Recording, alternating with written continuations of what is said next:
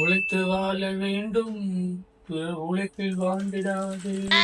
நிம்மதியா இருக்கானே இவன், நிம்மதி எப்படியாவது கெடுக்கணும். நல்லா வேலை பண்றாங்க, இருந்தாலும் தப்பு தப்பா பண்றாங்களே. இதோ வந்துட்டேன் ஐயா, என்கிட்ட செம ஐட்டம் இருக்கு. அதை வச்சு நீங்க தப்பே செய்யாம வேலையை செய்ய முடியும். என்னையா சொல்ற?